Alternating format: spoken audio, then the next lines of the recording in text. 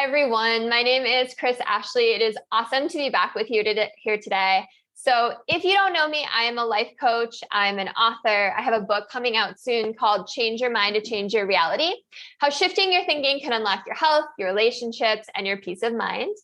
And let's see what else. I'm also a yoga teacher. I own my own yoga company called Unite by Yoga. And more housekeeping stuff. Oh, if you head over to changeyourmindtochangeyourreality.com, you can download my free PDF guide. So it's going to help you create, design, manifest the life of your dreams and get started doing it in as little as a week. You do have to sign up for my newsletter to get access to it, but I will not spam you. I'll probably send you a message like a year from now, like, hey, my book is available for pre-order. Like, here's a discount on private coaching, but I'm the marketing team. This is not some big scheme. I just want to keep in touch with you. So don't forget to follow me, subscribe, like this, give me a great rating, and more people can get access to this information. So today we're going to talk about a topic that I love talking about. It's about past life regression hypnosis. It's about reincarnation, and it's about why we're really here on planet Earth right here, right now. So a big inspiration for a lot of this is a woman named Dolores Cannon. So if you've never heard of Dolores Cannon, first of all, like, go order some of her books and listen to them or read them. But she was a really big inspiration for me. So Dolores Cannon was a hypnotist. She was a very famous hypnotist at this point. And she was like a regular hypnotist. She would just, help people to quit smoking or quit clenching their jaw, biting their nails. And her and her husband worked together. And one day they were regressing a patient, and the patient accidentally slipped into a past life. Whoa, right? So they kind of went with it and led the patient through this whole experience. And pretty soon Dolores figured out how to regress people into past lives. And she, over time, developed her own hypnosis technique. It's called QHHT, Quantum Healing Hypnosis Technique. And you can go get it today. Dolores has passed on, but she trained many, many people. There's a QHHT official website. Her daughter, Julia, runs the whole thing now. There's trainings. You can become certified. I myself have gotten 2 QHHT sessions in my life, and they were just incredibly healing and life-changing. There's a whole list of practitioners, but anyway, I'm not even affiliated. I just love the work that they're doing. So Dolores wrote, I think it was 18 or 19 books. A new one just came out last year, so we might be up to 19 now. So she wrote 19 books chronicling her sessions. So her books are literally just the transcriptions of her sessions. So it's like Dolores says this, patient or client says this, and they are fascinating. So for the first, however many years, the patients regressed to past lives on Earth. But over time, they started regressing to past lives as other beings in other dimensions, on other planets, even inanimate objects sometimes. And those books are fascinating. If you want somewhere to start, my personal favorite is called Between Death and Life. And it's kind of the topic of what we're going to talk about. But it's all about the hypnotist patients that regress to the place between lifetimes and what they reported there. Another really great one is called The 3 Waves of Volunteers in the New Earth. If you're into UFOs and aliens, there's Keepers of the Garden and the Custodians. And then if you just want to totally have your mind blown, there's the Convoluted Universe series 1 through 5. There's also ones about discussions with Nostradamus, ones about discussions with Jesus, and they're all incredible. Anyway, done geeking out about Dolores, kind of. So, what I really love about her technique and her stories is that all of these patients that she hypnotized came from different walks of life, right? They had different religious backgrounds. They were different ages. They had different nationalities, came from different countries. They had different sets of beliefs, of morals, of values, but they all reported similar things when they were under hypnosis. And a lot of what they reported can be corroborated with other spiritual and historical accounts that I've read. So, it feels like there's truth to all this. So if you're sitting there thinking this is just like total BS, let me tell you my story. So I have so many stories just from my 2 sessions that I got, but this one's really cool. So the way that a QHHT session works is it's like you're with the practitioner for like 5 hours or something. It's like a day commitment or half day commitment. And they spend time talking with you, and then they take you through 2 past lives. And then they ask your personality to recede and the subconscious, what Dolores called the subconscious, to come forward. So I think of this more as my higher self, your higher self. It's a universal consciousness. You could call it whatever you want.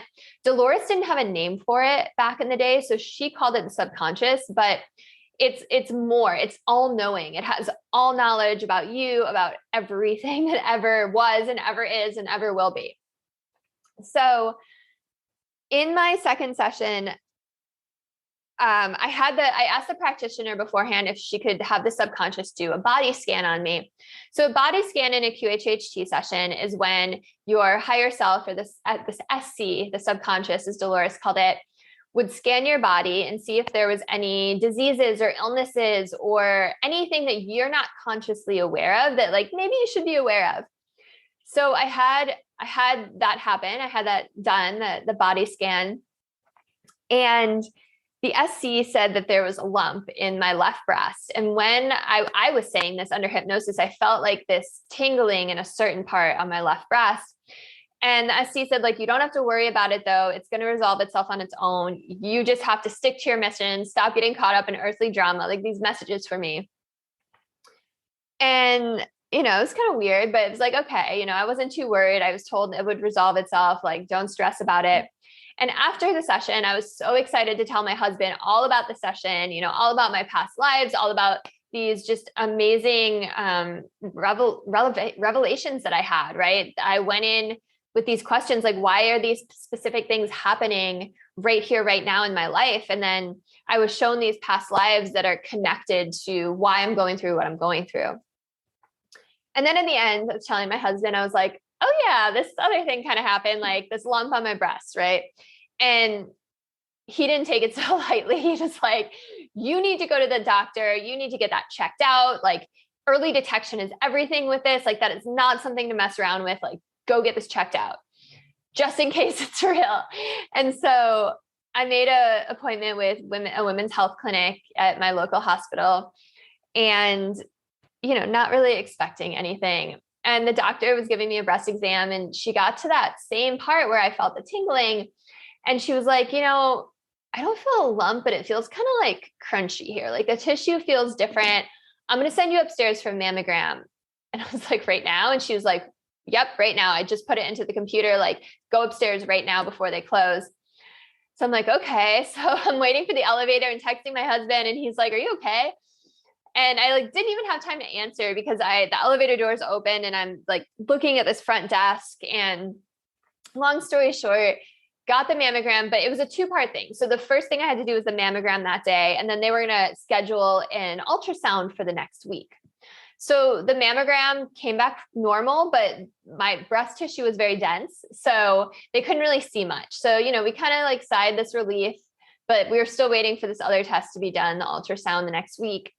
And I'm sitting in the ultrasound, and you can see the computer screen, and the technician that's doing it, there's this big black dot on the screen, and the technician circles it on the screen. And I'm like, oh God.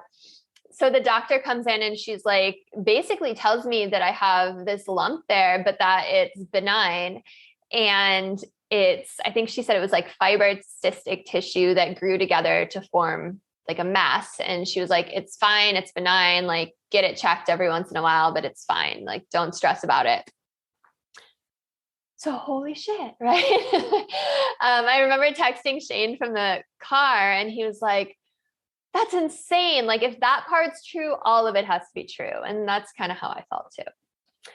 Not that I ever doubted it in the first place, but, for all those cynics out there, that was a story that really convinced my husband. And if I needed any convincing, which I don't think I did, that kind of pushed me over the edge.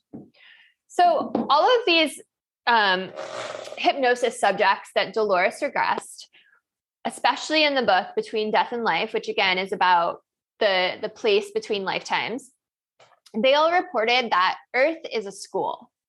So it's a school, and we're here right now to learn how to manipulate energy, AKA how to use the law of attraction. And if you don't know what that is, go listen to my past podcasts or YouTube videos. However you're watching this right now, I've been talking about the law of attraction. So, there are infinite number of schools in infinite number of dimensions and planets and just realities.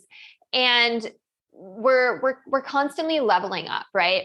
If we don't, we're here to learn lessons. And if we don't learn the lessons that we're here to learn, we reincarnate again into a similar lifetime on Earth. And then once we've passed that, we move on to the next.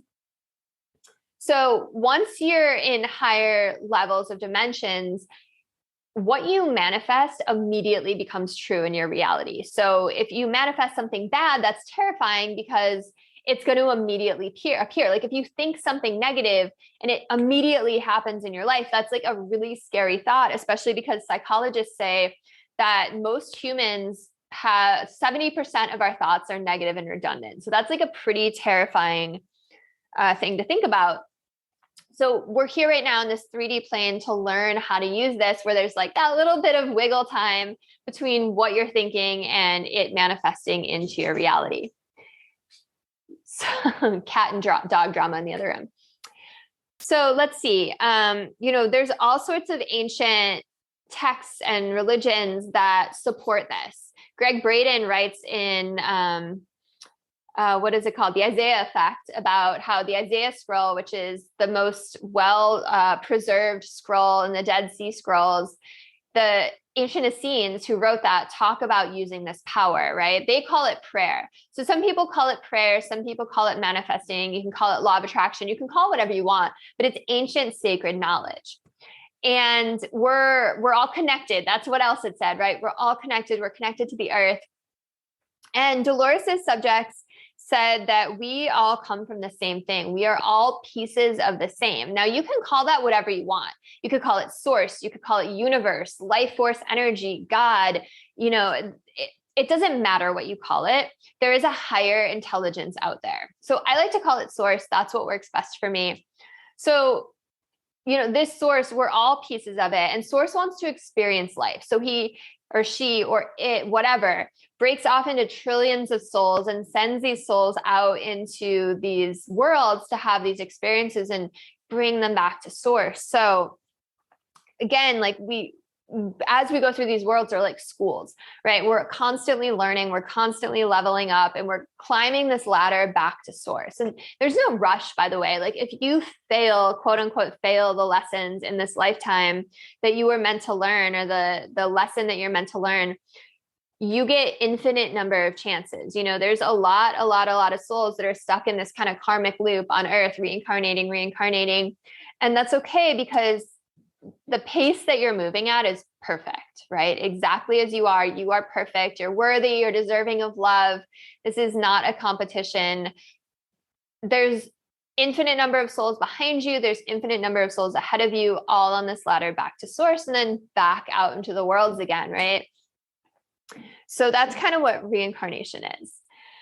So when you're in between lifetimes and it's time for you to reincarnate into another lifetime, you help to pick the life that you're going to incarnate into. You work with your spirit guides, you figure out what lessons you still need to learn, what lessons come next, and you set up circumstances that are going to help you learn those lessons. So you pick the family that you're born into, you pick the country, you pick your race, you pick your avatar, right? It's like a video game. You pick your avatar, you pick your level of difficulty, you pick a couple big life circumstances, like how you're born, how you're going to die, and then some big like curveballs that life throws your way. And maybe amazing curveball too, that life throws your way, that all these things kind of like ready the soil and plant the seeds. And then it's up to you if you grow, because there's still free will, right?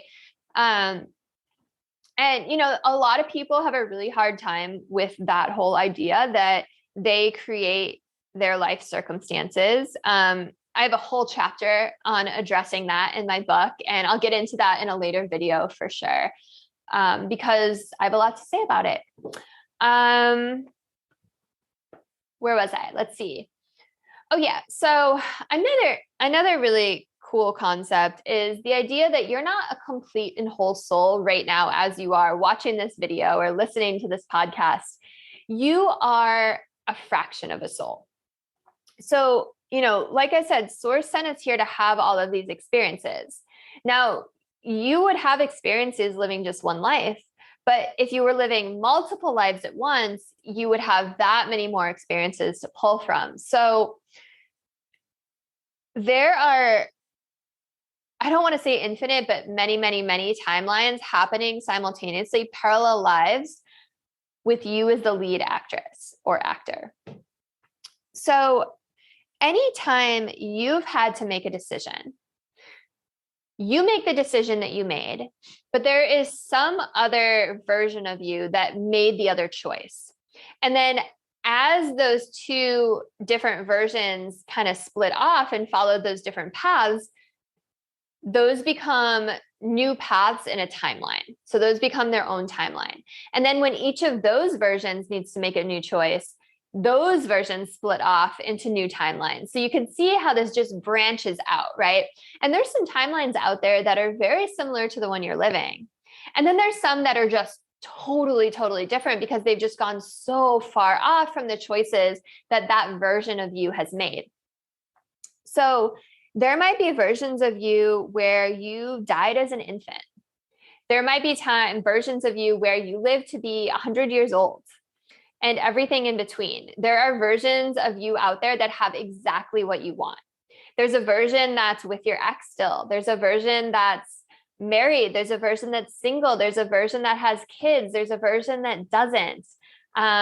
There's a version of you that took that leap of faith that you were too afraid to go for. There's a version of you out there living your dream job right now that, maybe you're too afraid to go after. So it's kind of comforting in a way, right? Knowing that there's this other version of you out there that has the thing you want and that it is attainable. So quantum physics even kind of says this. It says that the universe exists as all of these overlapping possibilities, and that every single choice you could possibly make, every single choice lies out there in the quantum realm in a state of rest, just waiting to be chosen, waiting for you to use the law of attraction to call that version into your reality. You have this power. It is a power. You have this control. So quantum physics also tells us that the world is made up of tiny packets of vibrating light, which are called quanta. So some of these vibrating light, some of this quanta vibrates at a slower speed. And that looks like our rocks, our minerals, right? That's like that solid, more dense, slow vibration. And then the quanta that's vibrating at a little bit quicker speeds manifests as living things on our earth, plants, animals, human beings.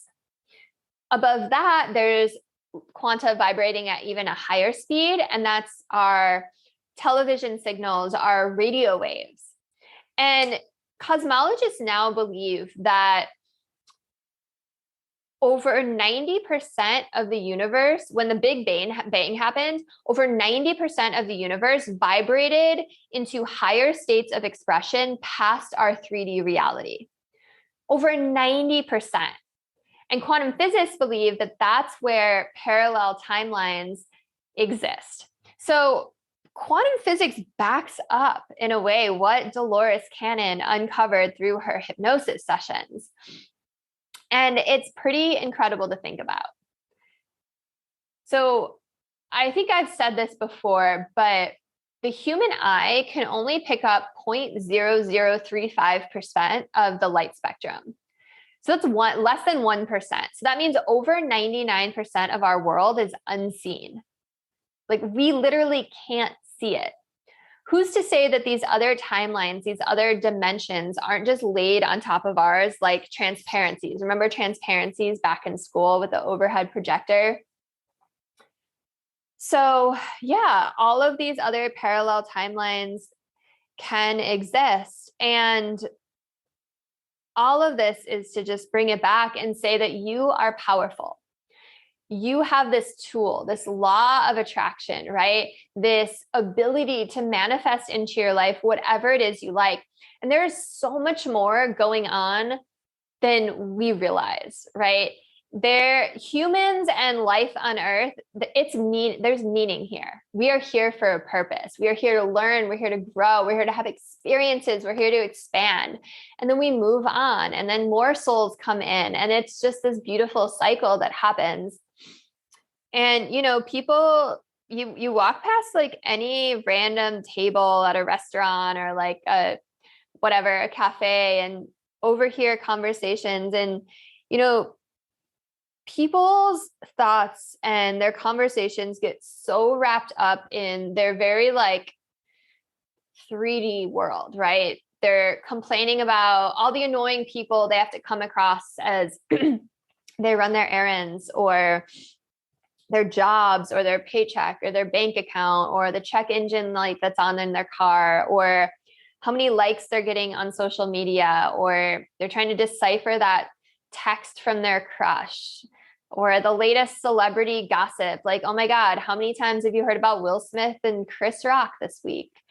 And it seems like people aren't really having the big conversations like life and death and aliens and the universe and wisdom teachings and just all of these other things, right? People are not here to just live a rat race and die, right? People get so caught up in the work, sleep, entertainment, eat, spin cycle that they don't really question the bigger picture, why we're here, what's going on.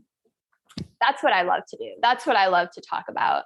So again, subscribe for more. I love talking about this stuff. I'll let you know when my book's available for pre-order. For now, sign up for my newsletter at changeyourmind@changeyourreality.com.